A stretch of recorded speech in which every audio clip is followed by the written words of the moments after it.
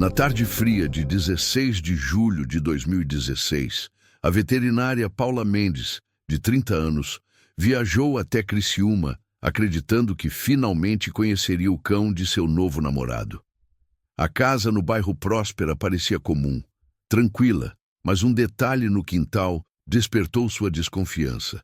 Ao abrir o que deveria ser a casinha do cachorro, o que ela encontrou não foi um animal de estimação, mas sim o início de um pesadelo. Parafusos novos, uma algema plástica presa ao piso e um forte cheiro de solvente revelavam um propósito sombrio. O que parecia ser um abrigo para um animal era, na verdade, uma armadilha meticulosamente preparada. Esta é a investigação completa do plano sinistro, escondido à vista de todos, e da coragem que expôs um predador antes que ele pudesse fazer sua próxima vítima. Se você gosta desse tipo de conteúdo, diga-nos de onde está assistindo e inscreva-se no canal para acompanhar nossos vídeos diários. Era 16 de julho de 2016. Criciúma, Santa Catarina. Paula Mendes, uma veterinária de 30 anos, acreditava que passaria uma tarde tranquila. Ela viajou até a cidade para encontrar um homem que conhecia como Juan. O objetivo do encontro era simples: conhecer o cachorro dele, um assunto que dominava suas conversas online. A casa ficava no bairro Próspera, uma área residencial de ruas calmas. O inverno tornava o ar frio e o movimento de pessoas na rua era menor que o habitual. No quintal da residência, Paula se preparava para finalmente ver o animal. Juan, no entanto, deu uma desculpa. Disse que o cão não estava em casa, pois havia sido levado para tomar banho. A justificativa parecia razoável, mas a atenção de Paula, treinada para observar detalhes do bem-estar animal, foi atraída para a casinha de madeira no canto do terreno. Algo estava fora do padrão. A estrutura parecia ter sido alterada. Parafusos novos e brilhantes se destacavam na madeira envelhecida pelo tempo, indicando uma montagem ou reforço recente. Movida pela curiosidade profissional, ela se aproximou. A pequena porta da casinha estava apenas encostada. Ao examiná-la mais de perto, notou um detalhe incomum: uma alça de metal fixada na parte interna da porta. Abrigos para cães não possuem alças internas. A função daquele item não era clara. Paula abriu a porta completamente e olhou para dentro. O interior estava limpo, mas o que ela viu não correspondia ao habitat de um animal de estimação. Não havia cobertor, brinquedos ou tigela de ração. O piso de madeira estava exposto e, preso diretamente a ele, havia um objeto branco. Era uma algema plástica, do tipo usado para contenção. Estava firmemente parafusada ao chão. Ao lado da algema, um pano estava jogado. Um cheiro forte e químico vinha de dentro da estrutura. Um odor penetrante de solvente industrial, muito diferente de qualquer produto de limpeza para animais. Paula processou a informação. A algema no chão, o pano com cheiro químico, os parafusos novos e a alça interna, a ausência completa de qualquer vestígio de um cachorro. A conclusão foi imediata e aterrorizante. Aquela casinha não era um abrigo para um animal. Era um compartimento de contenção, uma armadilha improvisada. Naquele instante, a tranquilidade da tarde desapareceu. O que começou como um encontro para conhecer um animal de estimação se revelou o prelúdio de algo perigoso. Paula entrou em pânico. Ela entendeu que o cachorro nunca existiu e que ela era o verdadeiro alvo. A vítima era Paula Mendes. Tinha 30 anos e era médica veterinária. Sua carreira era dedicada ao atendimento em uma clínica popular, onde lidava diariamente com animais de famílias de baixa renda. Paula era conhecida por seu envolvimento em causas sociais. Ela participava ativamente de resgates e organizava campanhas de castração solidária para controlar a população de animais de rua. Seu objetivo profissional de longo prazo era claro: fundar o próprio abrigo para animais abandonados. Essa paixão definia sua vida e suas interações. O contato com o homem que se apresentava como Juan começou em um ambiente digital. A comunicação entre os dois desenvolveu-se ao longo de semanas. O principal tópico das conversas era o suposto interesse dele por animais. Juan afirmava ter um cachorro e frequentemente pedia conselhos a Paula sobre cuidados e comportamento canino. Ele utilizou a profissão e a dedicação dela como ponto de entrada para construir uma relação de confiança. Para Paula, a conversa era natural e alinhada com seus interesses pessoais e profissionais. A interação evoluiu de mensagens de texto para um convite. Em 3 de julho de 2016, 2 semanas antes do incidente, Juan a convidou formalmente para ir a Criciúma. O pretexto era específico: conhecer pessoalmente seu cachorro. A proposta foi apresentada como uma oportunidade para ela avaliar o animal e o ambiente em que ele vivia. Para uma veterinária com foco em bem-estar animal, o convite era plausível e parecia genuíno. Ela aceitou, planejando a viagem de sua cidade até a residência dele no bairro Próspera. A base para o encontro estava estabelecida, fundamentada inteiramente na manipulação de sua vocação. O cachorro era a isca. O caso ocorreu na cidade de Criciúma, no estado de Santa Catarina. O ano era 2016. A estação era o inverno, um período em que o clima na região é caracterizado por ventos frios. A casa onde o encontro foi marcado estava localizada no bairro Próspera, uma área de perfil residencial. Durante essa época do ano, o movimento nas ruas do bairro era reduzido, especialmente durante a noite. A localização exata da residência apresentava um fator adicional. O imóvel ficava a apenas 3 quadras de distância de um grande canteiro de obras. Este conjunto de fatores, a estação, o bairro tranquilo e a proximidade com uma área de construção, definia o cenário onde os eventos se desenrolaram.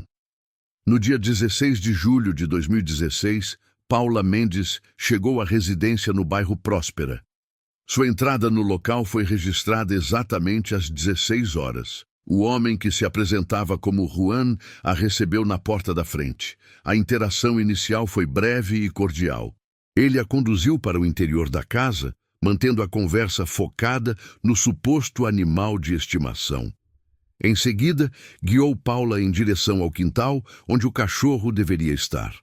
Até aquele ponto, o encontro transcorria de maneira normal, sem qualquer indício que levantasse suspeitas.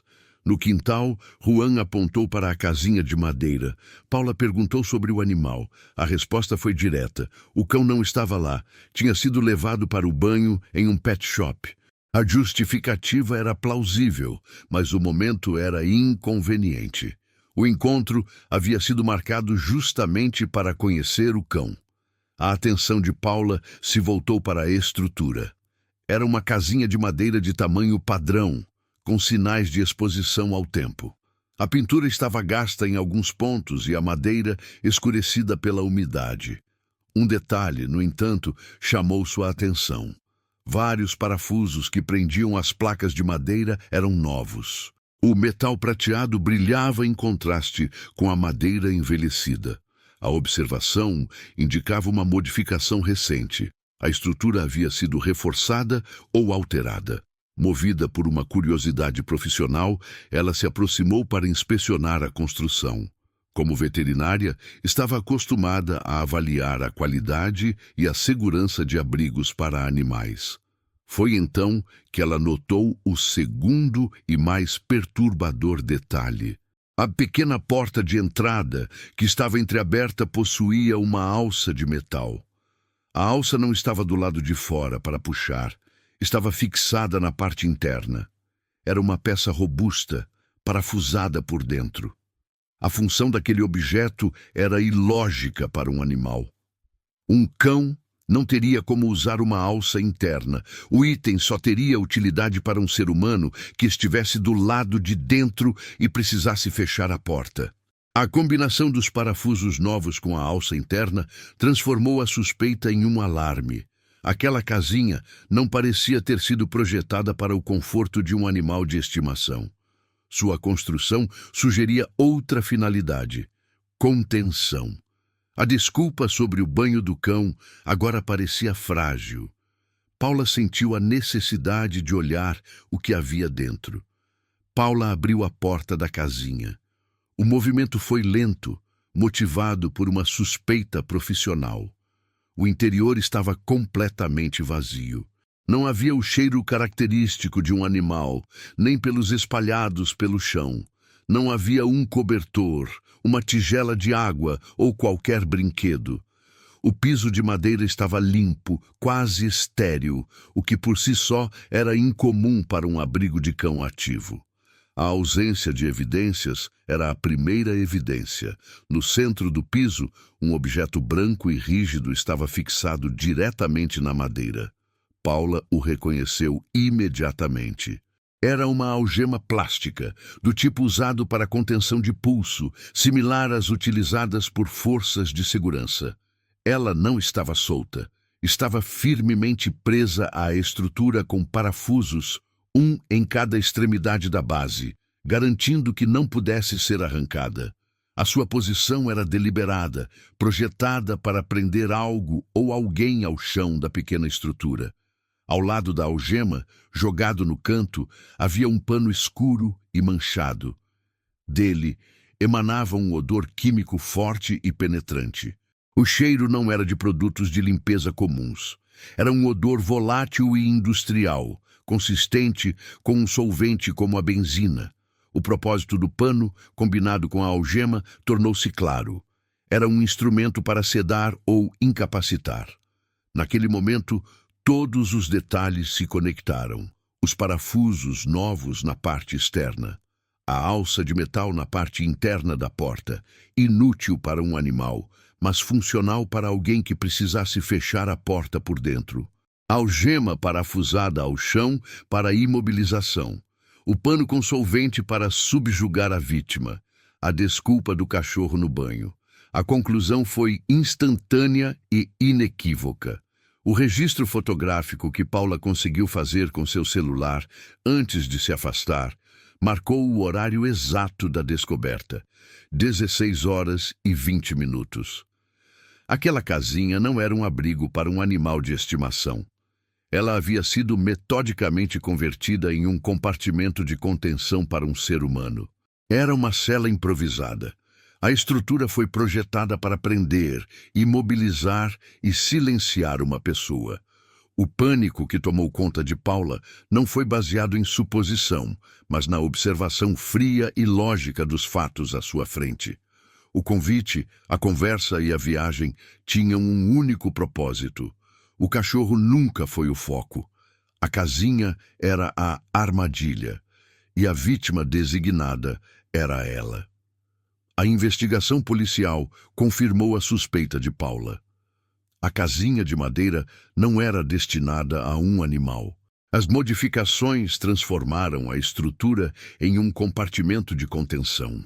O plano do suspeito era claro: atrair as vítimas para o local sob um pretexto.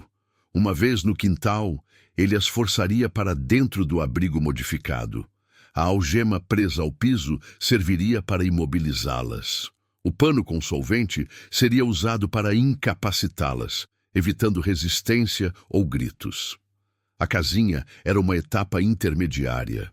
Era um cativeiro temporário, projetado para manter a vítima contida até que o suspeito pudesse transportá-la para um segundo local, ainda desconhecido pela investigação naquele momento. O abrigo do animal era, na verdade, uma antessala para um sequestro completo. A manipulação afetiva, usando o falso cachorro como isca, era apenas a primeira fase de uma operação criminosa planejada. Diante da descoberta, a prioridade de Paula era sair do local em segurança. Ela compreendeu que qualquer reação de pânico poderia alertar o suspeito e agravar a situação. Sua estratégia foi manter a compostura e simular normalidade, Ela precisava agir com rapidez, mas de forma discreta. Enquanto Juan se movia pelo quintal, oferecendo uma justificativa vaga sobre o horário de retorno do animal, Paula pegou o celular. Com movimentos calculados para não levantar suspeitas, ela abriu o aplicativo de mensagens. Seu primeiro ato foi enviar sua localização em tempo real para um contato de confiança. O destinatário foi a doutora Renata, sua colega de trabalho que estava de plantão na clínica veterinária. O envio foi silencioso e rápido, uma medida de segurança que garantiria que alguém soubesse exatamente onde ela estava caso algo acontecesse. Com a localização compartilhada, Paula precisava de um pretexto crível para deixar a residência imediatamente. Ela se voltou para Juan e utilizou a própria mentira dele como base para seu plano de fuga. Paula afirmou que, já que o cachorro não estava, ela aproveitaria para comprar um tipo específico de ração em uma loja próxima. Disse que gostaria de oferecer um agrado ao animal quando ele retornasse do banho. A desculpa era plausível e se encaixava perfeitamente no contexto do encontro. Para o suspeito, a atitude parecia a de uma veterinária dedicada, reforçando a imagem que ela havia projetado. Juan não demonstrou objeção. Paula se despediu de forma casual, prometendo retornar em breve. Ela caminhou, sem pressa, em direção ao portão da frente. Cada passo foi controlado para não transparecer a urgência que sentia. Ao sair da propriedade e alcançar a calçada, ela se afastou em um ritmo constante, colocando uma distância segura entre ela e a casa. Assim que se sentiu fora do campo de visão do suspeito, ela parou e fez a ligação. Eram 16h35. Paula acionou a polícia. De forma clara e objetiva, ela informou seu nome, a situação de perigo, o endereço exato da residência e a descrição do homem que a havia atraído até lá. Ela relatou o que encontrou dentro da casinha de madeira. A algema, o pano com solvente e a estrutura modificada para servir como cativeiro. A denúncia estava feita. O plano de fuga fora executado com sucesso. A ligação de Paula para a polícia, feita às 16h35, foi tratada como uma ocorrência de alta prioridade. Uma viatura foi imediatamente despachada para o endereço no bairro Próspera. A natureza da denúncia era clara. Uma possível tentativa de sequestro em andamento, com a vítima tendo acabado de escapar de um cativeiro improvisado. Os policiais foram instruídos a proceder com cautela, mas com rapidez. Ao chegarem ao local, os agentes não precisaram forçar a entrada. Eles se aproximaram da residência e observaram o quintal. A cena que encontraram confirmou a urgência da denúncia. O suspeito, o homem conhecido como Juan, estava exatamente onde Paula o havia deixado. Ele estava de costas para a rua, concentrado em uma tarefa junto à casinha de madeira. Ele não trabalhava com ferramentas de jardinagem. Em suas mãos havia uma chave de fenda. Os policiais observaram que ele estava removendo os parafusos da fechadura ou trava da pequena porta. Sua intenção era evidente. Ele estava trocando o mecanismo de tranca da estrutura. A ação, flagrada em tempo real, era a prova material de que ele estava ativamente modificando o compartimento, possivelmente para torná-lo mais seguro ou difícil de abrir. Ele estava aperfeiçoando a armadilha. A abordagem foi rápida e direta. Os policiais entraram no quintal e deram voz de prisão ao suspeito. Pego de surpresa, ele não ofereceu resistência. Foi detido no exato momento em que alterava o principal elemento de contenção do seu cativeiro improvisado. Conduzido à delegacia, o homem foi formalmente identificado. Com base no testemunho detalhado de Paula e na situação de flagrante, ele foi autuado pelos crimes de tentativa de sequestro e cárcere privado. A captura encerrou a ameaça imediata e deu início à fase de investigação pericial. Com a prisão do suspeito, a residência no bairro Próspera foi oficialmente declarada uma cena de crime. Na manhã de 17 de julho de 2016, Um dia após o incidente, a área foi isolada com fita policial. O acesso ao quintal foi restrito. A investigação entrava em sua fase técnica, focada na coleta de provas materiais que pudessem corroborar o testemunho de Paula Mendes e sustentar as acusações contra o detido. 2 profissionais foram designados para conduzir os trabalhos no local. O primeiro era o perito criminal Márcio, especialista em química forense e análise de vestígios. Sua função era identificar e coletar evidências biológicas e químicas que pudessem passar despercebidas a olho nu.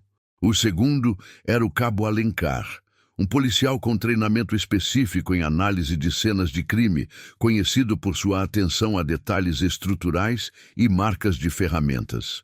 A equipe chegou ao local e iniciou os procedimentos padrão. O primeiro passo foi a documentação fotográfica e planimétrica de todo o quintal, com foco especial na casinha de madeira. Cada ângulo da estrutura foi registrado antes que qualquer item fosse tocado ou movido.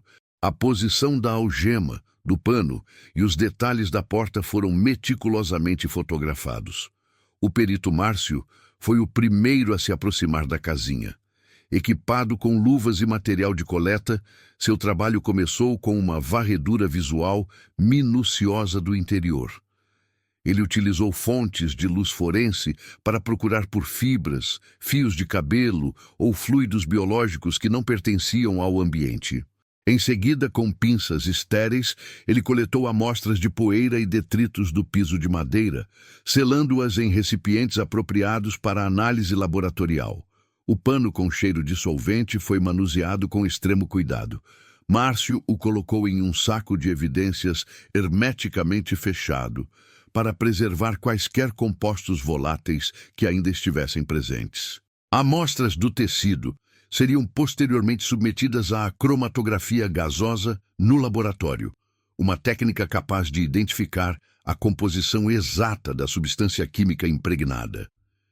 Enquanto Márcio se concentrava nas evidências microscópicas, o cabo Alencar conduzia a análise estrutural. Ele examinou os parafusos novos na parte externa da casinha, notando que eram de um tipo diferente dos parafusos originais, confirmando a modificação recente. Ele documentou a alça interna, medindo suas dimensões e a forma como foi fixada na porta. Seu foco principal, no entanto, foi a algema plástica presa ao chão. Alencar a examinou de perto, usando uma lupa de alta magnificação. Ele não procurava apenas pela forma como ela foi fixada, mas por sinais de uso. Ele analisou a superfície do plástico, procurando por arranhões, marcas de pressão ou qualquer indício de que a algema tivesse sido forçada ou tensionada recentemente. Cada detalhe, desde as marcas da furadeira no piso até o estado da trava da algema, foi anotado em seu relatório. A perícia no local durou várias horas. Cada peça de evidência foi catalogada, fotografada, coletada e selada. O trabalho de Márcio e Alencar foi metódico e objetivo. Eles não buscavam interpretar os eventos, mas sim coletar os fatos físicos que a cena do crime oferecia. Ao final do procedimento, todos os materiais foram transportados para o Instituto de Análises Forenses. A casinha de madeira, o epicentro do crime, permaneceu no quintal, mas as provas silenciosas contidas nela já estavam a caminho do laboratório. A resposta sobre o que exatamente aconteceu e como o crime foi planejado estava agora nas mãos da ciência. Os resultados do laboratório confirmaram as suspeitas da investigação. As provas coletadas na cena do crime pelo perito Márcio e pelo cabo Alencar forneceram um relato objetivo do propósito daquela estrutura. A análise do pano encontrado ao lado da algema foi a primeira a ser concluída. A substância impregnada no tecido era benzina, um solvente orgânico volátil. Em altas concentrações, a inalação de seus vapores pode causar tontura, desorientação e perda de consciência. O uso do pano era claro: servir como um instrumento para incapacitar uma vítima de forma rápida e silenciosa. A análise microscópica revelou a presença de pelos humanos no piso de madeira. Os pelos não pertenciam ao suspeito nem a Paula Mendes. A sua origem não pôde ser imediatamente determinada, mas a sua simples presença era uma evidência significativa. Confirmava que um ser humano, e não um animal, esteve em contato direto com o interior do compartimento. Isso reforçava a tese de que a armadilha não foi construída apenas para Paula, mas que poderia ter sido preparada para outros alvos ou até mesmo ter sido usada anteriormente. O exame do piso de madeira forneceu mais provas sobre a premeditação do crime. Ao redor dos parafusos que prendiam a algema, a perícia identificou marcas circulares perfeitas, consistentes com o uso de uma broca de alta rotação. As marcas indicavam que os furos não foram feitos de maneira improvisada. Foram perfurados com uma ferramenta elétrica, um ato deliberado que exigiu planejamento. O suspeito não adaptou a casinha às pressas. Ele a modificou metodicamente para transformá-la em uma cela. A evidência mais conclusiva, no entanto, veio da análise da própria algema plástica. O trabalho do Cabo Alencar foi minucioso. Utilizando um microscópio de alta potência, ele examinou a superfície do plástico em busca de imperfeições. Ele identificou o detalhe decisivo: a presença de múltiplas microfissuras na estrutura da algema. Eram fraturas minúsculas, quase invisíveis a olho nu, localizadas perto dos pontos de travamento e da base aparafusada ao chão. Essas não eram falhas de fabricação. Eram microfissuras por estresse. A análise indicou que o plástico havia sido submetido a uma força de tração intensa e recente. Em outras palavras, alguém ou algo havia puxado a algema com força suficiente para começar a romper sua estrutura interna. A conclusão da perícia foi que a algema havia sido testada. O suspeito provavelmente aplicou força para garantir que a contenção resistiria a uma pessoa tentando se libertar. As fissuras eram a prova silenciosa de um teste de resistência. Juntas, as evidências formavam um quadro completo. A benzina, os pelos humanos, as marcas de broca e as microfissuras na algema não deixavam dúvidas. O local não era um abrigo para cães, era um cativeiro planejado, construído e testado para a captura de seres humanos. A investigação não se limitou às provas físicas. Os detetives ampliaram o escopo do trabalho para a vizinhança, realizando entrevistas com os moradores das casas próximas. A intenção era buscar qualquer informação que pudesse ajudar a construir um perfil do suspeito ou a entender a rotina daquela residência. Foi durante essa fase que eles encontraram uma testemunha-chave. O depoimento decisivo veio do Sr. Valdir, um morador da casa ao lado. Ele relatou aos policiais um fato que inicialmente não pareceu ter grande importância para ele. Dias antes do dia 16 de julho, ele foi acordado durante a madrugada por um som incomum. O ruído era inconfundível, uma furadeira elétrica em operação. O som vinha do quintal da casa vizinha. Para o Sr. Valdir, o barulho foi apenas um incômodo. Era estranho que alguém realizasse um trabalho daquele tipo em um horário tão tardio, mas ele não deu maior importância ao evento. Para os investigadores, no entanto, a informação era crucial. O relato do Sr. Valdir conectou-se diretamente com as evidências coletadas pela perícia. As marcas circulares de broca, encontradas no piso de madeira da casinha, agora tinham uma explicação.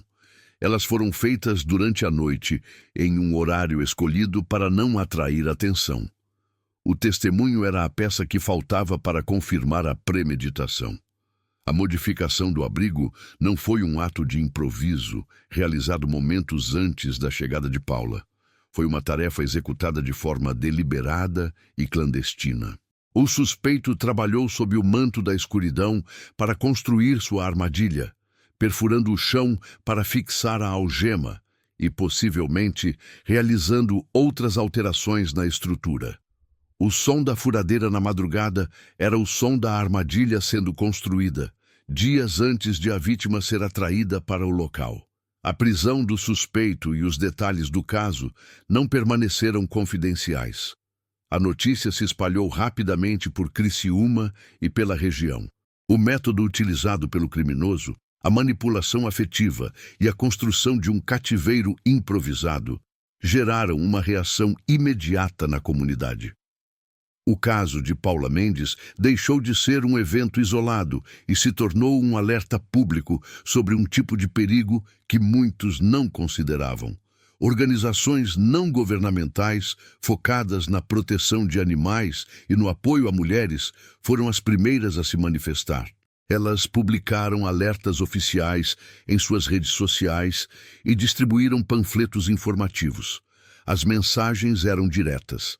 Recomendavam cautela redobrada em encontros marcados pela internet, especialmente quando o convite envolvia uma visita a uma residência particular. As ONGs reforçaram a importância de medidas de segurança básicas, informar a terceiros sobre o local do encontro, compartilhar a localização em tempo real e optar sempre por locais públicos para os primeiros contatos. O impacto do caso também foi sentido em um nível mais local. O testemunho do Sr. Valdir sobre o barulho de furadeira durante a madrugada tornou-se um ponto de referência para outros moradores. Vizinhos no bairro Próspera e em outras áreas da cidade começaram a relatar atividades suspeitas às autoridades. Denúncias sobre obras noturnas em quintais, ruídos de ferramentas em horários incomuns e modificações em estruturas externas aumentaram.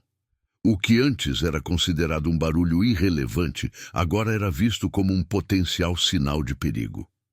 O caso de Paula Mendes criou um estado de alerta coletivo. A comunidade passou a observar seu entorno com mais atenção, transformando a desconfiança em uma ferramenta de prevenção. O caso de Paula Mendes não terminou com a prisão do suspeito. Suas consequências se estenderam para além da investigação policial e geraram mudanças práticas na comunidade veterinária. A atitude de Paula, que usou seu conhecimento profissional para identificar a armadilha, teve um impacto direto em seus colegas de profissão. Clínicas veterinárias da região iniciaram uma campanha de prevenção. Guias de segurança passaram a ser distribuídos nos balcões de atendimento. O material continha recomendações objetivas para profissionais e clientes sobre encontros marcados através da internet. Os guias listavam sinais de alerta e protocolos de segurança, como a verificação de informações e a preferência por encontros em locais públicos. A experiência traumática foi transformada em uma ferramenta de prevenção. O objetivo era usar os detalhes do caso para educar outras pessoas, especialmente mulheres, sobre os riscos da manipulação afetiva em ambientes online. O legado do caso foi a institucionalização da cautela. Uma situação de perigo individual deu origem a um protocolo de segurança coletivo. O caso de Paula Mendes expôs uma tática de manipulação específica. A paixão de uma veterinária por animais foi utilizada como isca para atraí-la a uma armadilha. O que deveria ser um abrigo se tornou um cativeiro. A investigação demonstrou que cada detalhe foi planejado. A compra dos parafusos, o trabalho noturno com a furadeira, o teste de resistência da algema e a escolha de um solvente para incapacitar a vítima. Todos foram atos deliberados, que compunham as etapas de um sequestro. A estrutura de madeira no quintal representa o ponto central do crime. Um objeto associado ao cuidado e à proteção de um animal foi metodicamente convertido em uma ferramenta de violência. Essa transformação é o que define o caso. Ele ilustra como espaços e objetos do cotidiano podem ser reconfigurados para fins criminosos, explorando a confiança e a empatia da vítima. A história de Paula Mendes serve como um alerta sobre a vulnerabilidade criada por meio da manipulação afetiva. O crime em Criciúma levanta uma questão central sobre a confiança em ambientes digitais e encontros pessoais. Quando o cuidado se transforma em isca, como um gesto de empatia, como o interesse por um animal pode ser explorado para fins criminosos. O caso demonstra a necessidade de vigilância constante e da verificação de informações antes de encontros presenciais, mesmo quando o pretexto parece inofensivo. A linha entre segurança e perigo pode ser definida pela atenção aos detalhes que parecem fora do lugar, como parafusos novos em uma madeira velha ou uma alça onde não deveria existir. Se você acompanhou este caso, diga-nos de onde está assistindo. Inscreva-se no canal para continuar acompanhando nosso conteúdo sobre crimes não contados.